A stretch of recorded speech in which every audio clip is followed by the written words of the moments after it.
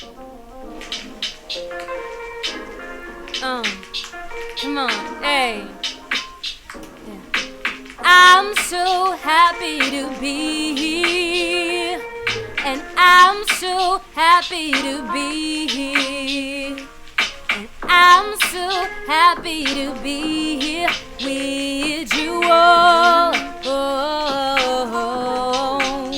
with you all,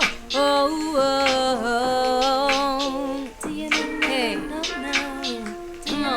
Hey, come on, yeah, let's get it. Hello, on se retrouve pour une nouvelle vidéo pour parler de la repentance, mais je vais faire un lien entre l'Ancien Testament et le Nouveau Testament. Pourquoi? Parce qu'on voit qu'il y a des qualités, des défauts dans l'Église de Christ. On va aller dans Apocalypse et on voit aussi qu'il y a des prophéties, des fois qui sont mensongères, et on va voir aussi qu'il y a des prophéties qui viennent des véritables prophètes.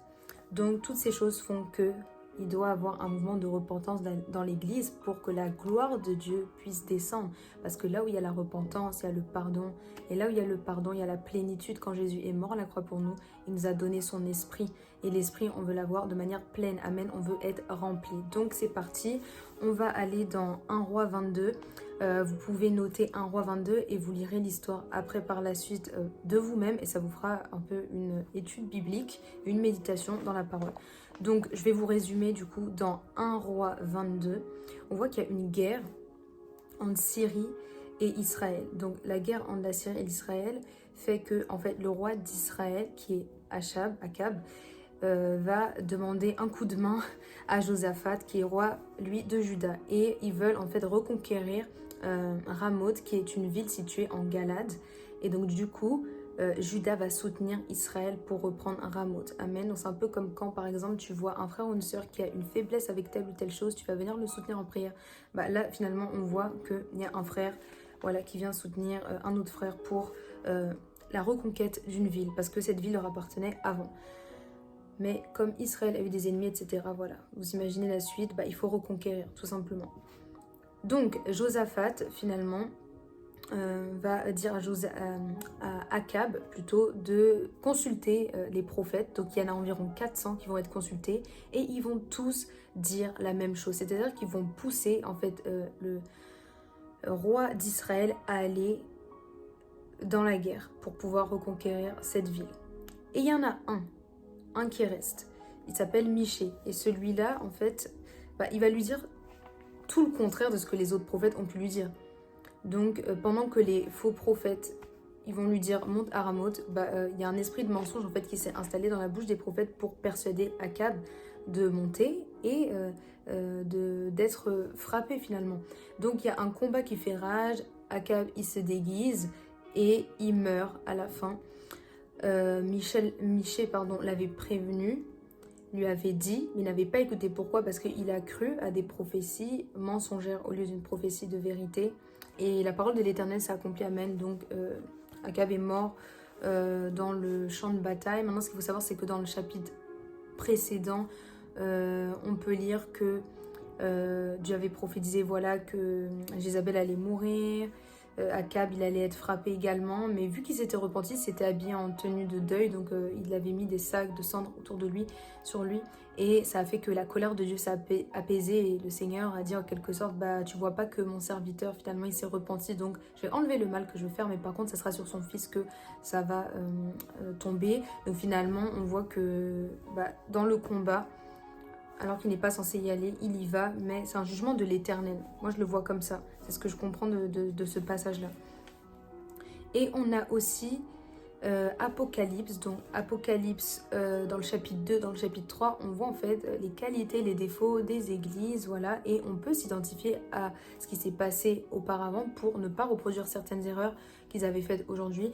Et tout simplement à s'améliorer, à tendre vers la sainteté et à prendre vraiment note des choses, voilà, que Dieu considérait comme un péché et qui était en horreur pour son saint nom. Donc en résumé, je vais vous dire ce que j'ai pu noter des églises. Donc les églises, il y en a 7. Donc déjà, ça s'adresse aux anges des églises qui, je le crois, sont les pasteurs de ces églises. Amen. Les pasteurs peuvent faire référence d'anges, c'est-à-dire de témoins, de personnes qui a en charge la vie des brebis et qui devra rendre compte. Amen. Maintenant, chaque personne qui est appelée au ministère a un ange. Voilà, pour son ministère, ou plusieurs, ça dépend. Donc, on est dans Église d'Éphèse, donc c'est la première église. On voit que cette église, en fait, elle est dans la vérité, elle s'ouvre pour le Christ. Bon, ils ont mené un travail, voilà, qui a été vu par le Seigneur. Mais ce que Dieu leur reproche, c'est l'abandon du premier amour. Le fait que Dieu va enlever, ôter le chandelier de cette église s'ils ne se repentent pas. Donc ça, c'est le hic. Ensuite, l'église de Smyrne, donc elle est dans la détresse, dans la pauvreté. Ils sont persécutés, donc Satan, en fait, a son trône, en quelque sorte, dans cette ville. Et... en fait, Dieu parle à cette église pour qu'il n'ait pas peur, peur de la prison finalement, qui simplement est la menace que le diable fait à cette église parce qu'il compte jeter en prison certains. Donc Dieu appelle vraiment à pouvoir persévérer. Ensuite, l'église de Pergame, donc eux, Dieu connaît leur œuvre, leur foi, voilà leur combat contre Satan. Mais ce qu'il leur reproche, c'est qu'il y a la doctrine de Balaam. Pardon. Donc c'est la doctrine qui pousse en fait les enfants d'Israël, donc les juifs, voilà, les nouveaux chrétiens également, à manger des viandes immolées, à pratiquer l'immoralité. Et du coup, Dieu va venir par l'épée, il leur prévient s'ils ne se repentent pas. Ensuite, il y a l'église de Thyatire, donc connaît leur œuvre, leur amour, leur persévérance. Mais ce qu'il leur reproche, c'est Jézabel, la fausse prophétesse, qui leur pousse également, comme la doctrine de Balaam, à vivre dans l'immoralité, à vénérer des dieux au travers des viandes immolées. Et il prévient cette église que, à cause de l'adultère, elle va être tourmentée. Voilà, cette femme prophétesse qui enseigne si, en fait, il n'y a pas de repentance. Donc, un très grand avertissement pour cette église. Ensuite, l'église de Sardes. Donc, on voit qu'il y a la pureté de certains, mais c'est vrai qu'en général, quand on lit, c'est pas forcément bon. On voit qu'elle passe pour être vivante, cette église, alors qu'elle est morte. Donc Dieu appelle encore une fois à la repentance. L'église de Philadelphie, cette église, donc il y a la grâce, il y a la foi. Bon, il y a Satan qui est toujours là pour opérer, il y a des combats, mais il y a une persévérance. Et Dieu parle des ennemis. Voilà, il parle des ennemis. Donc cette église, je trouve que c'est une des meilleures avec celle de Smyrne. Et ensuite, on termine par l'église de Laodicée. Donc elle est ni froide ni bouillante. Et elle est pauvre, voilà, donc vaut mieux qu'elle aille s'acheter en fait de l'or purifié, etc. Et si elle ne reprend pas son zèle en fait, et qu'elle ne se repent pas, ça va pas être correct aux yeux du Seigneur. Donc on voit que ces 7 églises finalement, elles ont vécu des tribulations, de la souffrance, mais elles ont persévéré. D'autres sont meilleures que d'autres sur certains plans. Mais ce qu'on peut voir en définitive, c'est que Dieu attend quand même une repentance. Et Dieu ne cessera de parler de repentance parce que c'est la base de l'église. Il a dit je bâtirai mon église sur cette pierre et le séjour des morts ne prévaudra point contre elle. Donc c'est important de marcher dans la repentance si on veut la gloire de Dieu, la puissance de Dieu, marcher sur les démons, voilà, les autorités démoniaques, les dénominations, etc. C'est important d'avoir cette crainte. Et sans la crainte, en fait, on ne peut pas voir la gloire de Dieu de manière pleine. C'est pour ça qu'il y a des églises qui manquent de puissance parce qu'il n'y a pas cette crainte de Dieu.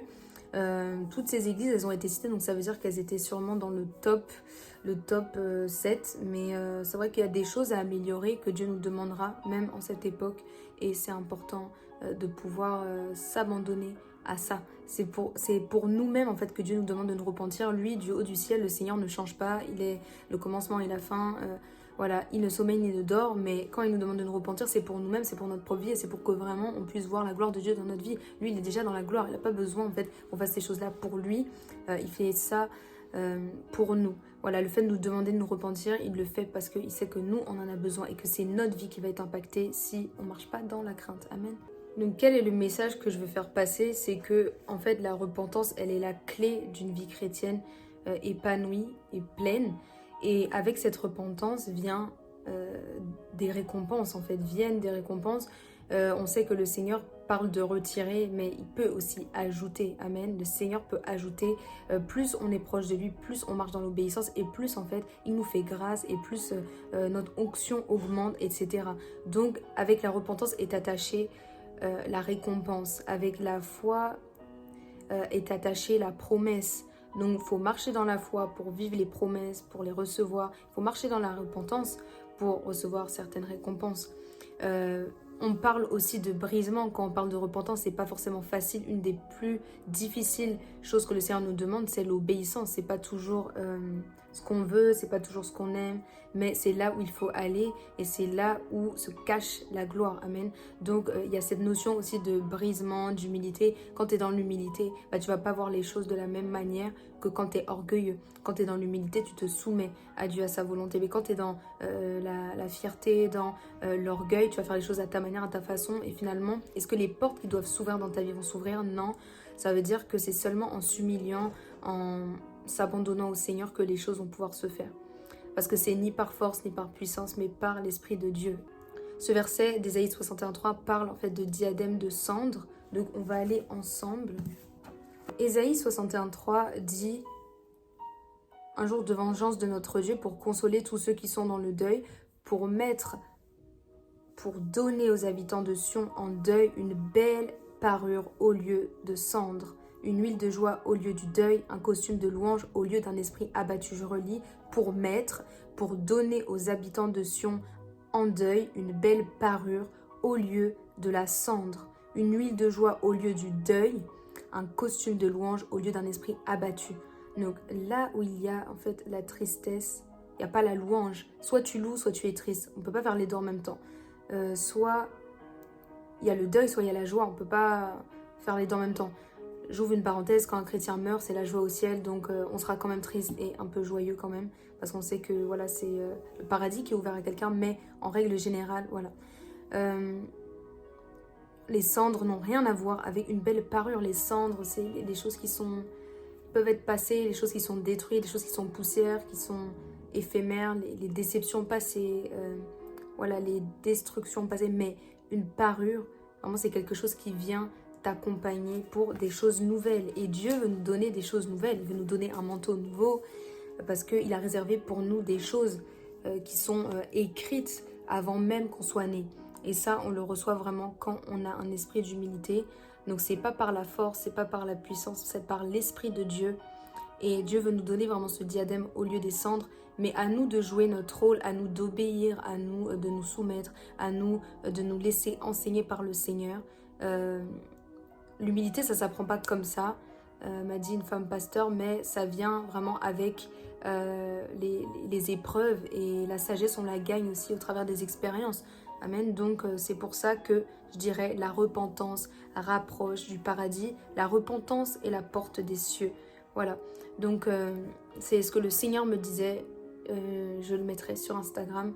Je le mettrai ici aussi en photo pour que vous puissiez vous rappeler vraiment que la repentance, ça nous rapproche de Jésus. Ça nous rapproche de tout ce qui est nécessaire et indispensable à la paix qu'on doit avoir en tant qu'enfant de Dieu. Donc si ce message t'a parlé, vraiment n'hésite pas à commenter, liker, partager, à me dire ce que t'en as pensé.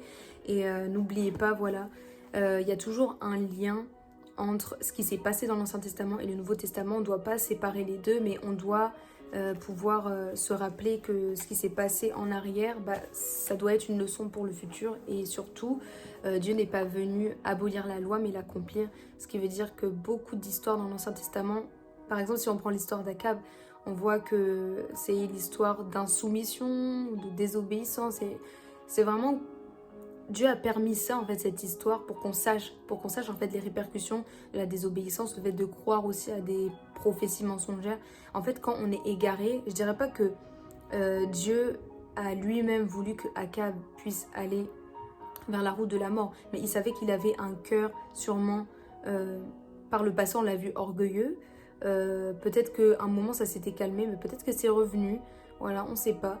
En tout cas, ce qu'il en est, c'est que Akab n'a pas forcément suivi la voie de Dieu à un moment de sa vie, et peut-être ça a eu des répercussions dans le futur, parce que si c'était correctement, sûrement aligné avec le Seigneur et faire des choses que Dieu voulait, il aurait fait un un retour 360 de repentance. Mais quand on l'a fait à moitié, etc., c'est vrai que ça peut toujours avoir des répercussions. Il faut faire attention à se repentir à 100%, sinon ça va nous rattraper dans l'avenir, ça peut nous bloquer encore certaines opportunités.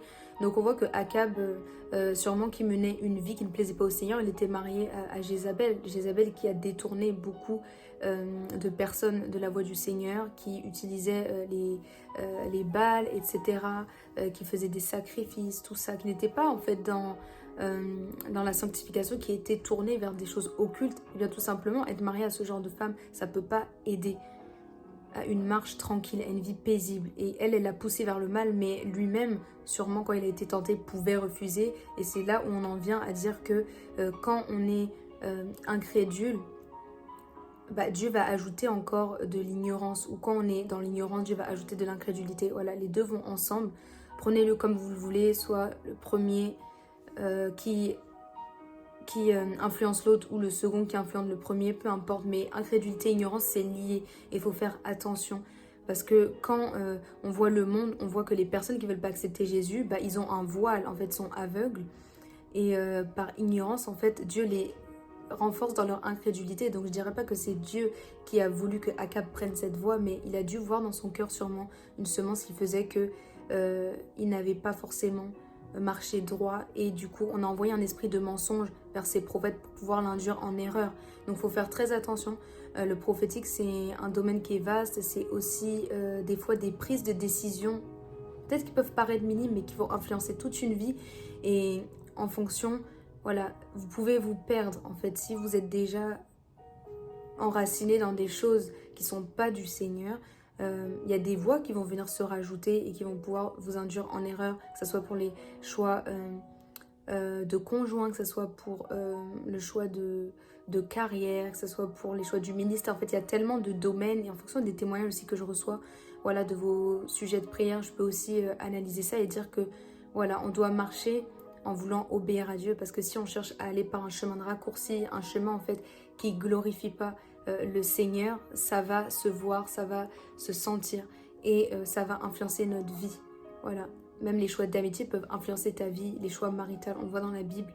Donc c'est important vraiment de penser que la repentance, et de croire que la repentance vraiment c'est clé dans la vie du chrétien, c'est la porte des cieux, c'est la porte du paradis, ça nous intronise dans le paradis, ça nous rapproche du paradis. Donc j'espère que cette vidéo t'a édifié. Voilà, comme je te l'ai dit, tu peux partager, liker, commenter, et on se retrouvera dans une prochaine vidéo. Et je prie vraiment que tu puisses recevoir le prophétique, et que tu puisses parler aux âmes, et que tu puisses vraiment toucher des cœurs. C'est le Saint-Esprit qui opérera, mais que toi tu puisses par ton témoignage refléter Christ et être un instrument puissant entre les mains du Seigneur. Bye!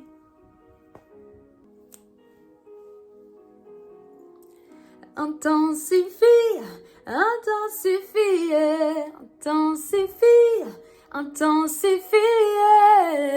Ce feu n'est pas suffisant. Ce feu n'est pas suffisant. Intensify, intensify, oh. This fire is not enough, oh. This fire is not enough, oh. Ask more of him, ask more of him. Demande-lui plus. Intensify, intensify, oh. This fire is not enough, oh. We wanna ask you a higher level of discernment. Jesus, Jesus, Jesus. Intensify, intensify, oh. This fire is not enough, oh. This fire is not enough, oh. Oh, oh, oh, oh. Que Dieu vous bénisse. God bless.